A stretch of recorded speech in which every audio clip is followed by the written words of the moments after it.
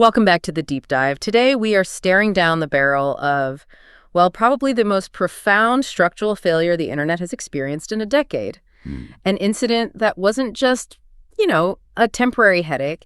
It really confirmed a fatal vulnerability built right into the foundation of Web 2. Yeah. We rely on the internet for everything: commerce, communication, healthcare, logistics. I mean, what happens when that backbone just snaps? It's a chilling thought, isn't it? That extreme digital fragility. Yeah. And the source material you provided, the strategic report, decentralization imperative, IPX, and UII for Web4 resilience, it treats this whole event not like some bug, but as a fundamental design flaw. Right. The report, it explicitly labels the AWS outage of October 20, 2025 as a devastating global stress test.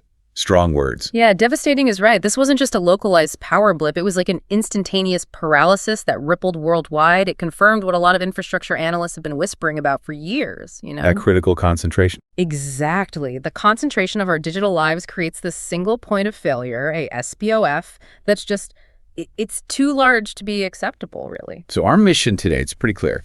First, we need to get past the headlines, understand the actual mechanics of why that failure caused such absolute chaos. Okay.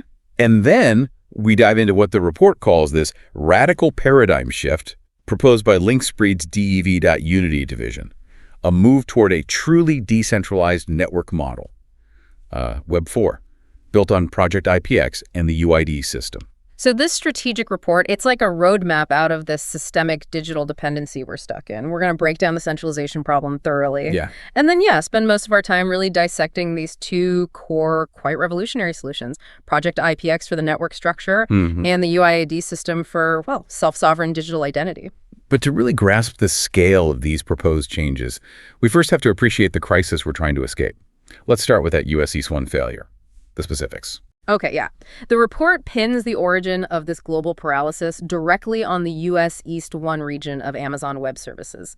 Now, that's AWS's oldest, largest, and critically most interconnected data center hub, right? That's the one. It's the linchpin. So when it stumbles, the whole world listens. Or rather, as you said, the world goes silent. Yep. #TagTag.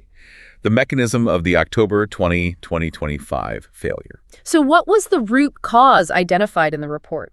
It was identified as a core domain name system disturbance, DNS. Now, for anyone familiar with network architecture, DNS is. It's much more complex than just the internet's phone book. Right. We need to go beyond that analogy. We do. It's a distributed hierarchical naming system, absolutely crucial for service resolution. We're talking authoritative control here. Okay. The DNS, its job is translating those human-readable names, the URLs you type into your browser, into the numerical IP addresses, IPv4 or IPv6, that machines actually need to route traffic. Yeah. So when we talk about a core DNS disturbance in a mega region like US East 1, we're talking about an issue with the authoritative servers themselves, or maybe the caching layers right next to them, the ones that maintain the master records for millions, literally millions, of domains and subdomains. So what was the catastrophic mechanism then? How did that disturbance cause the global shutdown? Well, what's terrifying, and this is key, is that the customer data itself, it was often still physically intact, sitting there on the storage servers. Okay, so the data was safe, technically. Physically, yes. But because the authoritative DNS servers for that region started failing to respond correctly, or maybe gave bad responses, two major things happened at once. Right. First, services that depend on real-time resolution, think internal APIs, authentication services, load balancers, they suddenly couldn't locate the addresses they needed to function. They were blind. Okay, that makes sense. And the second thing? The second was the cascade effect.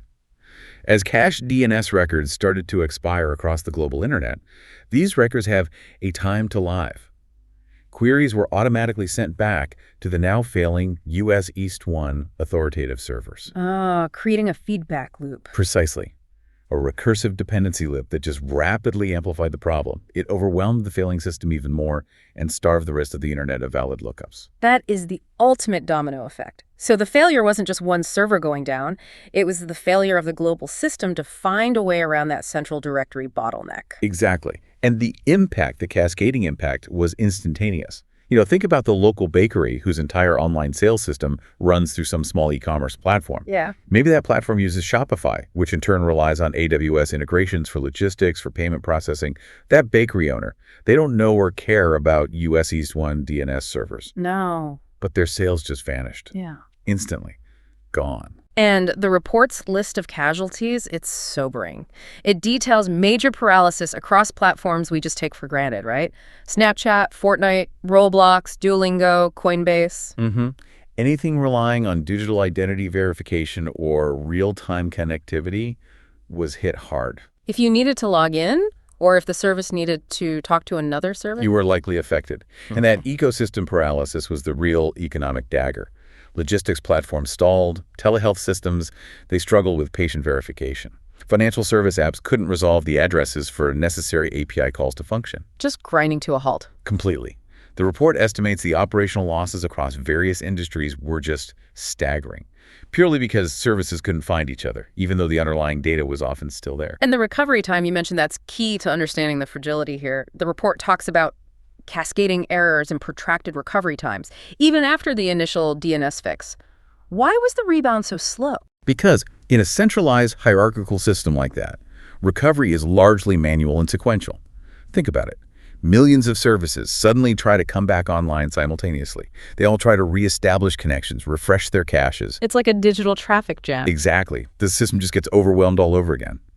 Caching mechanisms, which normally help speed things up, suddenly become part of the problem because they might hold on to stale data or incorrect resolution paths from the outage period. This leads to compounding connection errors. So it takes ages to clear out the bad information and resync everything. Right. That protracted recovery just confirms the system isn't designed for self-healing or inherent resilience.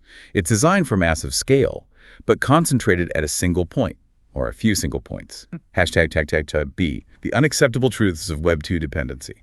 Okay, so the lesson of October 20th seems crystal clear. The current structure is just an unacceptable risk. And the first truth the report really hammers home is this institutionalized reliance on a single point of failure, SPOF. Absolutely. The concentration of infrastructure across just a few hyperscalers, AWS, Azure, Google Cloud, it means global commerce, communication, everything, rests on the operational stability of just a handful of regional data centers. Precarious. Extremely. Yeah. If one DNS authoritative server set hiccups in a major region, large segments of the global internet are incapacitated. Even services supposedly running on competing clouds can be affected if they rely on shared underlying resolution services or interconnected APIs. Right. The system is critically fragile, precisely because its architecture is, well, monopolistic in nature, or at least oligopolistic. But the report connects this fragility to something maybe even deeper, a looming problem. The capacity ceiling of the legacy internet protocol, IP. Yeah. So even if we perfectly manage the DNS, we'd still be heading for some kind of collapse. That's the broader strategic issue, yeah. Legacy IP, the foundational protocol, was designed decades ago for vastly smaller data loads, much less complex traffic patterns. Right, wasn't built for Netflix and AI. Exactly. Today, we have these exploding demands from high-definition streaming, massive file transfers for work, and critically, the rapid expansion of complex AI models. These require immense bandwidth for training, for inference. The current IP structure, the report argues, simply cannot handle the projected growth efficiently or reliably. We've relied on temporary fixes, though, haven't we? Things like content delivery networks, CDNs, and traffic shaping. Why are those not scalable long-term solutions? Well, they essentially treat the symptoms, not the underlying disease. CDNs are great for distributing static content, images, videos closer to the user, the edge, but they still rely heavily on centralized IP routing for the dynamic interactions, for authentication, for the core service delivery, and traffic shaping. That's basically just throttling demand. It's admitting the network is overloaded and you have to slow things down. The fundamental problem is the existing hub-and-spoke IP model. It forces data to travel through often suboptimal centralized nodes to reach its destination. This centralized routing inherently contributes to latency, to bottlenecks. You can't effectively distribute something complex like AI processing if all the resulting data still has to be funneled back through these old centralized IP backbones that were never designed for that kind of load or pattern. So, based on this synthesis of the crisis, the DNS failure, the deeper architectural flaw in IP, the conclusion of the report is pretty unambiguous. It says centralized hosting is structurally obsolete. It's not a viable option for mission-critical operations anymore. The philosophy has to change. That's the core message. The objective needs to shift from trying to infinitely scale a vulnerable central point, which the report implies is a losing game against data demand, to fundamentally distributing services across a resilient, decentralized mesh. The failure wasn't just an operational blip. It was proof of concept that the current model is structurally unsustainable. Okay, so to truly move beyond these limitations, we need more than just a patch or an upgrade. We need, as you said, a complete overhaul of the internet's underlying tech stack. And that's where these architects of Web4 come in. Right. We're talking about Linkspreed's Research and Development Division, DEV.Unity.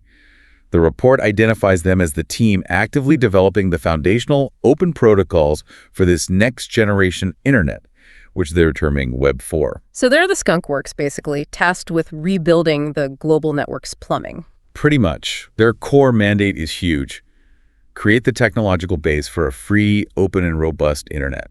The big philosophical commitment, really, focusing on decentralized structure and, crucially, user-centric identity management, moving away from the closed proprietary systems we have now. And they're tackling this through 2 flagship projects, addressing those twin vulnerabilities we identified in the crisis. Exactly. Project IPX, which tackles the network structure and resilience problem. Right. And the UID system, which tackles the digital identity and control problem. Okay, let's start by tackling that infrastructure vulnerability head-on. Flagship Project 1, Project IPX, Internet Protocol Exchange. So IPX. It's designed to fundamentally replace legacy IP. The goal is to eliminate those scalability issues, the efficiency problems, and critically, the single point of failure challenges we just spent time discussing. Okay. It's important to stress this isn't conceived as just another layer on top of the existing IP. It's positioned as a total replacement protocol designed from the ground up for a decentralized world. Right, a clean slate approach. Okay, let's make the comparison between IPX and legacy IP the core of this then. Right. Using the source's architectural data, let's detail exactly how this shift is meant to achieve resilience. Okay. The difference starts at the most fundamental level, the topology. Legacy IP, as we said, uses that centralized hierarchical hub-and-spoke model. Yeah. Data packets are forced to travel along predetermined routes. These often involve centralized border gateway protocol, or BGP, routing tables managed by major internet service providers and carriers. And that system has its own vulnerabilities, like BGP hijacks we sometimes hear about. Precisely. It makes the system susceptible to those hijacks, and also just to single routing table failures or misconfigurations propagating widely. Okay, so how does IPX depart from that architecturally? Radically. IPX uses a mesh, or a true peer-to-peer, P2P, model. With fully distributed routing. Think of it less like highways with central interchanges and more like a network of rivers and streams. Okay. Every tributary knows multiple potential paths downstream, and the best path is determined dynamically locally, not dictated centrally. Routing information isn't managed by big central tables, but often through things like distributed hash tables, DHTs. These allow individual nodes to resolve paths locally and collaboratively. Okay, distributed pathfinding. How did that translate directly to resilience? Because that was the Achilles heel in the October 2025 event. Resilience becomes inherent in the design, not an add-on. With legacy IP, resilience is rated low because if a central routing server or a major hub like US East 1 fails, the dependent segment of the network simply cannot function correctly. You have to wait for manual reconfiguration, for BGP tables to update globally, which takes time. Right, the protracted recovery we talked about. Exactly. With IPX, resilience is rated high. If a specific node or a path within the mesh fails or becomes congested, the traffic simply redirects immediately. It uses dynamic path selection algorithms running locally. So it routes around the problem automatically. Instantly. The failure of one point doesn't create a system-wide bottleneck or a resolution error for the rest of the network. It just perhaps fractionally reduces the total available capacity or slightly changes the optimal path for some traffic. That sounds great in theory, but let me play devil's advocate here. If we move to a truly distributed mesh, relying on all these peers, who manages the quality control? Doesn't that introduce a different kind of vulnerability? What if a malicious node joins the network and starts intentionally misrouting traffic? That's a critical question, and it's absolutely fair. It's why IPX isn't just a simple P2P overlay like, say, early file sharing networks. Okay. The IPX architecture, as described, incorporates cryptographic verification and reputation scoring into the routing protocol itself. This is key. Legacy IP relies on trust, built on centralization. You trust the major carriers not to fail or maliciously misroute most of the time. Right. Trust in the institution. IPX aims to rely on verifiable trust and consensus mechanisms at the protocol level. Data packets might carry cryptographically secure information about the path they've taken, ensuring integrity. Nodes constantly evaluate their peers, If a node consistently provides poor service, is too slow, or attempts malicious routing, It gets penalized. it gets automatically penalized in reputation scores and effectively avoided by adjacent nodes when they calculate routes. Security is baked into the protocol, not just layered on top, hoping the center holds. Okay, that's a crucial distinction, building security in. Now, what about efficiency? Addressing that capacity ceiling problem you mentioned with legacy IP. Legacy IP is often inefficient because of that path dependency. Your data might be forced through a specific, overloaded central hub simply because that's the official BGP route, even if alternative, slightly longer physical paths are clear and available. This causes unnecessary latency. Yeah, you feel that lag sometimes. Right. IPX aims to eliminate this. It uses real-time network metrics, latency, bandwidth, node reputation to ensure data follows the shortest practical path across the mesh. It dynamically prioritizes routes based on current load and availability. So for things like gaming or real-time AI processing. It could mean significantly lower latency and greater throughput. Because data isn't forced through an unnecessary congested hierarchy, it finds the best way right now. So to sum up the comparison, legacy IP is the architecture for centralized cloud hosting, that's Web 2. IPX is designed to be the fundamental network foundation for decentralized services, that's the vision for Web 4. That's the core architectural argument in the report, yes. And you mentioned earlier, this isn't just software, it needs physical infrastructure. That brings us to these project hubs. The report defines them as the decentralized network nodes the physical manifestation of the IPX protocol. Exactly. This needs hardware to run on. So are these proprietary black boxes from Linkspreed, or are we talking about standardized, maybe open source server architectures that anyone could potentially run? Well, the mandate described for DEV Unity emphasizes open protocols. That suggests the goal is standardization. Project hubs are envisioned as standardized, likely highly hardened network devices. Think dedicated server infrastructure, perhaps, optimized for IPX routing and verification. Okay. They need to be geographically distributed, running the IPX specification. They form the literal new infrastructure for this Web 4 internet. So what's the strategic difference then between, say, a massive AWS data center and one of these IPX project hubs? Scale and function. An AWS data center is a huge, centralized concentration of computing and storage resources, managed entirely by one entity, and crucially, reliant on centralized DNS for its own internal and external service resolution. Right. A project hub, as described, is primarily a resilient network relay and routing point. It operates more autonomously using the IPX distributed routing logic. Crucially, it's designed to operate in concert with potentially thousands of other hubs globally, forming the mesh. So the intelligence is distributed across the hubs, not just residing in one central brain. Precisely. This ensures data transmission and, critically, network resilience are inherently decentralized and distributed. So this mechanism, project hubs, operating on the IPX protocol, this is the ultimate countermeasure to that October 2025 failure scenario. It aims to entirely eliminate the possibility of a single catastrophic DNS failure taking down huge segments of the global system. That's the design goal. Because the directory function itself, the ability to find things, is distributed across the entire mesh of hubs. Exactly. Resilience is meant to be baked in at the physical layer, managed by the decentralized protocol at the logical layer. No more single point of failure for routing or resolution. Okay, so IPX tackles the infrastructure vulnerability. But as the report highlights, the centralized web, Web 2, has a second, equally critical vulnerability: the control, the ownership of user identity and data. Right now, platforms are the gatekeepers of who we are online. And that brings us neatly to flagship project 2, UIID. That stands for Universal Integrated Identity Decoupled. Okay. If IPX builds the new secure roads for data, UIID aims to build the secure private vehicle representing you that drives on those roads.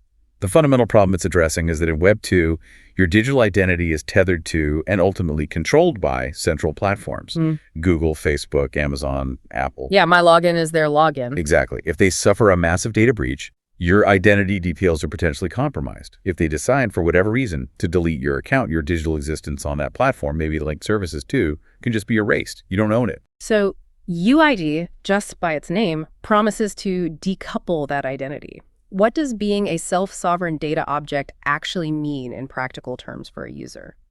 It means you, the user, hold the private cryptographic keys that verify and control your identity, not the platform.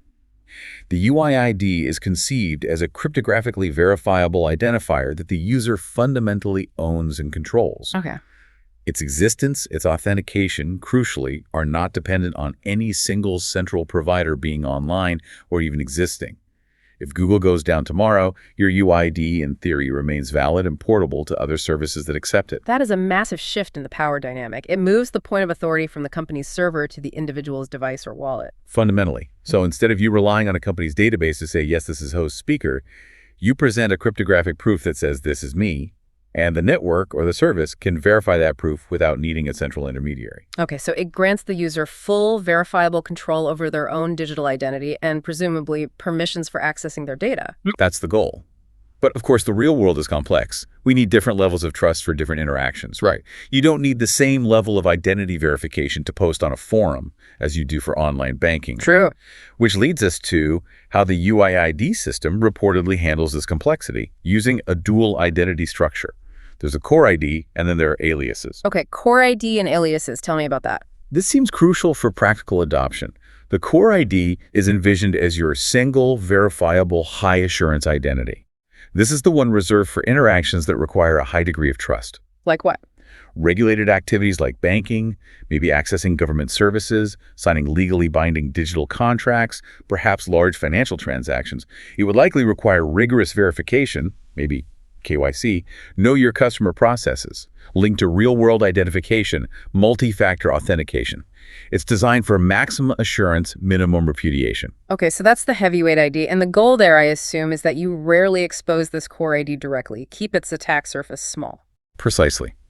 For the vast majority of everyday lower assurance interactions online, the system uses aliases. Aliases? Users can generate, supposedly, an unlimited number of anonymous, cryptographically derived aliases from their core ID, but without revealing the core ID itself. Interesting. These are designed to be potentially short-lived, disposable identities for everyday actions. Commenting on a social forum, signing up for an e-commerce newsletter, casual browsing, maybe logging into a game. So my core ID is like my real passport, but an alias is more like using a specific email address just for one website, or even a burner phone number, but cryptographically secured. That's a good analogy, yeah. Why is that distinction so vital for the Web4 vision this report outlines? It directly addresses the massive problem of digital profiling and tracking in Web2.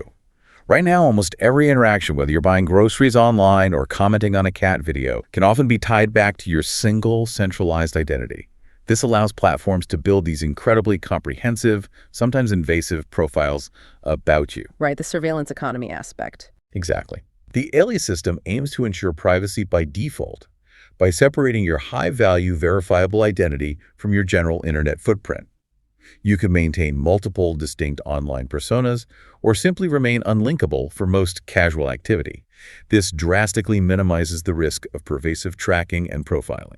Okay, but if aliases are potentially short-lived and anonymous, how do they maintain enough trust for things like, say, e-commerce purchases or participating constructively in an online community? Doesn't anonymity sometimes breed bad behavior? Another excellent question. They maintain trust through a combination of cryptographic proof and potentially limited context-specific reputation. An alias could be cryptographically validated as, say, human or authenticated to a certain level without revealing the underlying core ID. Okay, so proof without identity. Sort of. And reputation could be attached to an alias within a specific context. For example, if an alias behaves badly and gets banned from a particular forum, that ban affects that alias on that forum. It doesn't automatically taint the user's core ID or their other aliases used elsewhere. So failures or disagreements are contained, compartmentalized. That seems to be the idea. The trust model shifts. Instead of relying entirely on a central authority's ledger of who you are based on one identifier, it relies more on cryptographic proof of existence. Yeah. This is a valid alias linked to a verified core ID and controlled, compartmentalized interaction history for reputation. ###B, the strategic framework, UI4. This whole system, the core ID, the aliases, the cryptography, that's the UID, the technical mechanism.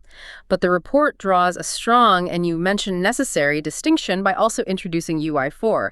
Let's clarify why the tech needs this overarching strategy layer. Yeah, the distinction is vital for understanding the scope. UID is the technical implementation. It's the lines of code, the cryptographic standards, the protocols developed by DEV Unity that actually enable self-sovereign identity. Right, the how. Exactly.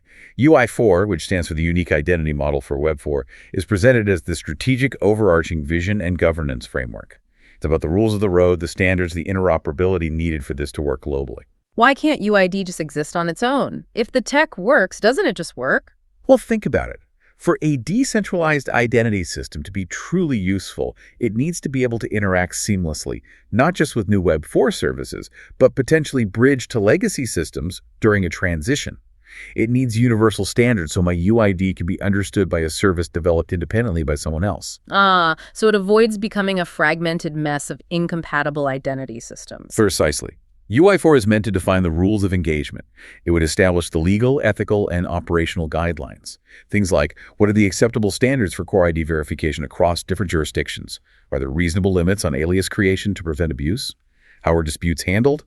How do we ensure cross-protocol compatibility if other decentralized ID systems emerge? Okay. Without a framework like UI4, even a brilliant technical solution like UIID could end up being just another set of proprietary silos. UI4 aims to ensure that Linkspreed's technical solution, or perhaps others adhering to the same standard, can become a truly universal foundational layer for identity in the Web4 era. Got it. So UIID is the engine, the technology, but UI4 is like the global standards body and regulatory framework, ensuring all the different engines and car parts can actually work together safely and reliably on the new highway system built by IPX. That's a really good way to put it, yeah. Together, UIID as the tech and UI4 as the framework aim to establish the necessary privacy, security, and governance standards for a trustworthy, interoperable, decentralized web. And fundamentally, moving that locus of control away from corporate platforms and back into the hands of the individual user. #tag seeds, conclusion, and strategic relevance. Okay, this is a truly comprehensive vision then. It's tackling the physical network failure risk with IPX and the data ownership and identity risk with UID UI4. The imperative of the report title mentions couldn't be clearer after that AWS outage. Yeah, the report really concludes that the AWS outage wasn't just an anomaly. It was proof positive that the centralized Web2 infrastructure isn't just inconveniently centralized sometimes, it's structurally outdated. It poses an unacceptable and, as we saw, quantifiable risk to global commerce, critical services, you name it. That risks is basically the hidden cost of doing business in the current centralized world. It seems so. And the good news, according to this report, is that the foundational technological response isn't just theoretical anymore. It's already underway, spearheaded by Linkspreed's DEV Unity. They aren't just thinking about Web4. The report claims they're actively building its core protocols. Okay. Which leads to the strategic recommendation summary provided in the report. It acts almost like a direct blueprint, or at least strong advice, for any organization that felt the pain during the October 2025 outage, which, let's be honest, was practically everyone in some way. Right. They recommend immediate proactive action. On both fronts, we discussed network and identity. Okay, so starting with IPX, the network layer, what's the action plan there for businesses, especially those with critical infrastructure? The recommendation is pretty aggressive. Adopt IPX. Start now. Organizations need to begin piloting IPX, even if just within their internal infrastructure initially, to understand its resilience benefits firsthand. Get their feet wet. Exactly. And more critically, they need to explore integration with these emerging project hubs. The idea is to deliberately shift reliance away from the fragile, centralized cloud routing and legacy IP structures. Doing this, the report argues guarantees, or at least vastly improves, continuous service and mitigates that SPOF risk almost immediately upon adoption. Okay, so that's the path to network resilience. Investigate and start integrating IPX and project hubs. What about the identity side, UID? There, the recommendation is evaluate UIEs. Now, this is framed as securing the future user relationship. Organizations really must initiate a comprehensive review of the UIID system and the broader UI4 framework for their next generation of identity and access management solutions. Thinking ahead. Definitely. The argument is that moving towards a decentralized self-sovereign identity model like UIE is potentially the only sustainable way to truly secure user data long-term and future-proof authentication against the inevitable large-scale centralized breaches, which are only likely to increase in frequency and severity as the value of that centralized identity data continues to rise. Okay, so if an organization, hypothetically, successfully implements both IPX for their network and embraces UIID for identity, what's the ultimate shift they've achieved according to this report? They will have fundamentally shifted their infrastructure and their user relationship model from what the report calls a vulnerable centralized model, where failure is potentially global and dependence on the provider is absolute, to a resilient decentralized mesh. And in that mesh, Infrastructure failure becomes, ideally, a localized inconvenience, not a catastrophe. And data ownership is no longer primarily a liability held by the company, hoping they don't get breached, but becomes a verifiable asset controlled primarily by the user. That structural change seems to be the absolute core takeaway here. The vulnerability wasn't just a temporary operational mistake. It's presented as a flaw inherent in the centralized model itself. And you can only truly fix it by changing the model entirely, not just patching the old one. Indeed. We've seen how infrastructure failure, addressed by IPX, and identity management, addressed by UID, UI4, are positioned as the twin vulnerabilities plaguing Web 2. And the fundamental questions raised by this proposed shift, they really force us to reconsider the entire digital power structure, don't they? Hashtag final provocative thought. It really does. This decentralized future, if it comes to pass, as described here, means resilience is no longer some feature you purchase from a large vendor, crossing your fingers that their systems are stable. Right. Instead, resilience becomes a property inherent in the network itself, designed to route around failure automatically. And authority, particularly over identity, shifts significantly from the platform back towards the person. It fundamentally changes the relationship between the user, their data, and the platforms they interact with. It also implicitly asks the user to take on a bit more responsibility for and control of their own digital existence, managing keys instead of just passwords, perhaps. Yeah, that's a key point. So, we leave you, the listener, with this final thought, building on these structural changes outlined in the report. We've established that this proposed Web4 foundation aims to give you verifiable control over your identity via UID and guarantees the network will almost always find a path via IPX. The fundamental question, then, for you to ponder is this. If resilience and authority are increasingly guaranteed by the protocol itself, what critical areas of your life, things like sensitive financial assets currently held by institutions, personal health records managed by providers, maybe even professional credentials, would you consider moving away from centralized custodial platforms and bringing under your own ultimate verifiable point of authority secured by your own keys? That exploration, perhaps, is the real meaning of the decentralization imperative. What does it mean for you? #Tech7. Outro. That was a truly essential deep dive, I think, into the structural weaknesses of the centralized internet laid bare by that outage and the foundational protocols being built or proposed to replace it. Really fascinating stuff. Thank you for sharing these sources with us. It's definitely a critical strategic read for anyone involved in digital infrastructure or services. We hope you, the listener, found this detailed breakdown useful. And thank you for joining us on the deep dive. We'll see you next time.